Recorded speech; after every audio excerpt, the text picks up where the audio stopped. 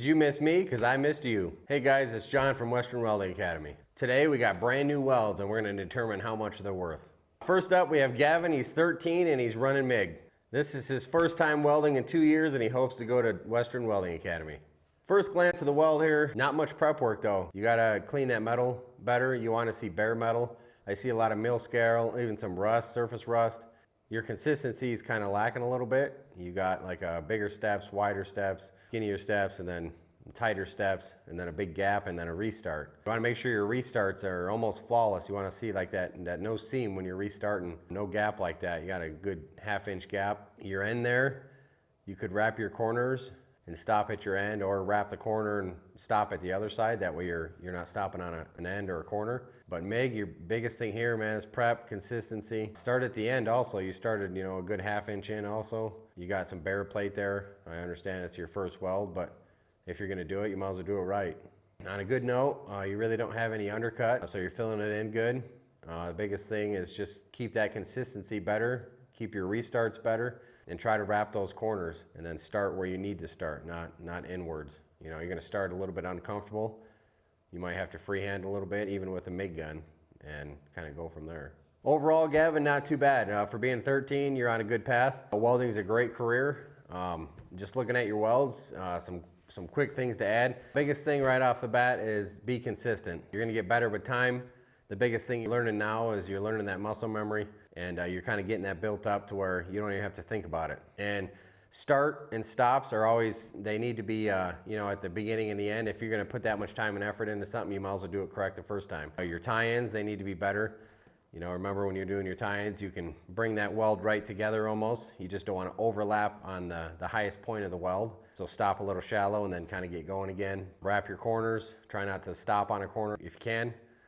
And then, yeah, man, just keep it up. Hourly worth, being 13, you're looking at probably 10 bucks an hour. Next up, we have Ashik. He's 34 and he's just starting out practice welding here. Ashik, just looking at your weld here quick, I see you're doing TIG process. You got a lot of undercut, top and bottom. Wire placement is really important with these, and your heat. If you're using like an 1/8 inch filler rod, there is quite a bit of an amp coverage there you can run, but I like to run around 115, 120. The wire will flow out nice and smooth.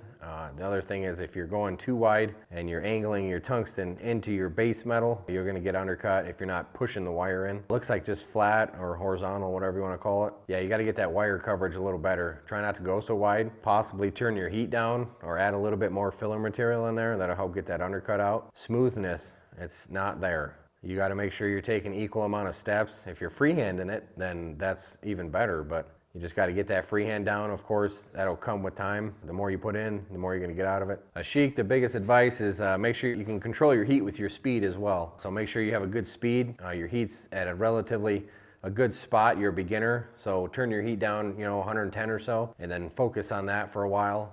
If you're running like an 1/8 inch filler, that's a good starting point. And as you get better, you'll be able to speed up, you'll be able to turn your heat up, etc., and kind of go on from there. Right now, looking at it, I'd say around 20 bucks an hour. Next, we have Denver. He's 14, and he put in his comment that he's better than most adults. Well, Denver, I'm going to argue with that a little bit. You got a long ways to go. You're going way too fast, man. Travel speed, way too fast. Slow down.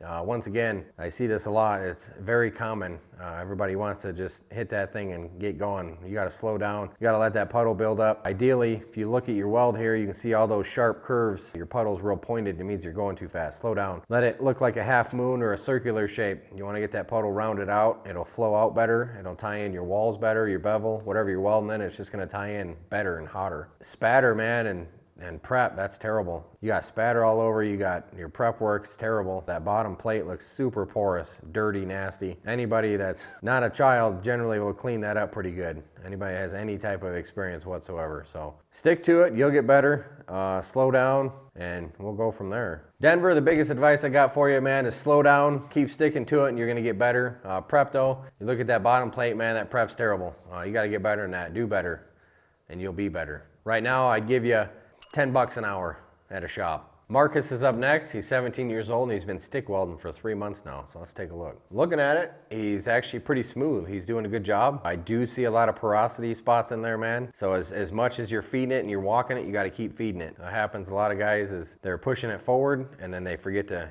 push that rod into the puddle. So they'll start long arcing consistently through it. And I see that a lot. I see it in yours too. So make sure you're feeding it as far as your speed and your rate of going forward. No long arc.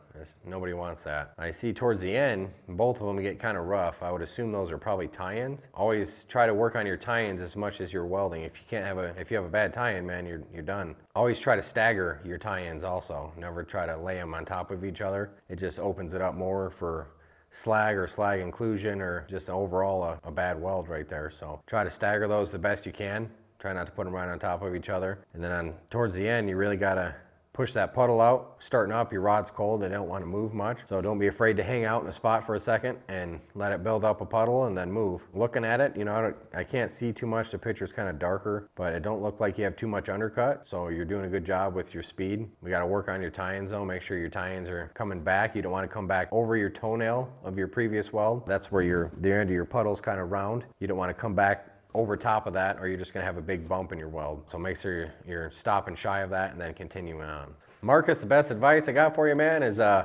do a couple more starts and stops. Work on those more throughout your bead. If you're just practice welding, man, right now is the time to get it down. Get your starts and stops good. Right now you got a good stringer width. You got a good stringer like bead and everything. So you're doing a pretty good job there. Other than the porosity, just make sure you're keeping that rod a tight arc. You want that thing in there where it's not spraying everywhere. Looking at it though real quick, I'd give you probably 18 bucks an hour. Lastly, we have Spencer. He's 25 years old and he's TIG welding. Well, Spencer, looking at that weld, man, that thing's beautiful. Looks like stainless. Your colors are good. I don't see any gray in there. You got a lot of golds and silvers and blues. Those all indicate pretty good color. That dark purple, could be on the cold side, but overall, man, that weld looks pretty good. I don't see any undercut. You have a really consistent step. Again, your colors are awesome. Looking at it, I might see us starting to stop there, but awesome job on the prep. You did a really good job on your prep work. You cleaned both sides well.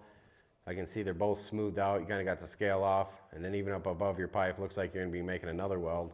The prep on that is awesome too. So, man, kudos to you. Good job. The bottom side of your bead there, I can see it's like slightly kind of ropey or inconsistent. Just try to get those toe lines straighter and more consistent. But if you're starting out, man, you're only going to get better because you're on a really good path right now. Overall, man, quick look, that thing looks great. You're doing a good job. Your weld looks good, your colors are good. Just try to keep your bead more consistent. As you get better, you're going to do that. Looking at it, man, you're worth a solid $45 an hour. There you have it. That's all I'm paying for those welds. If you want us to rate your weld or tell you how much you're worth, go to westernweldingacademy.com. Go to the Connect With Us tab and then go to Rate My Weld. Fill out the information and submit your welds to us. We'll critique your welds on our YouTube videos, as well as our live streams every other Monday on YouTube and TikTok. Hope you enjoyed the video and we'll see you next time.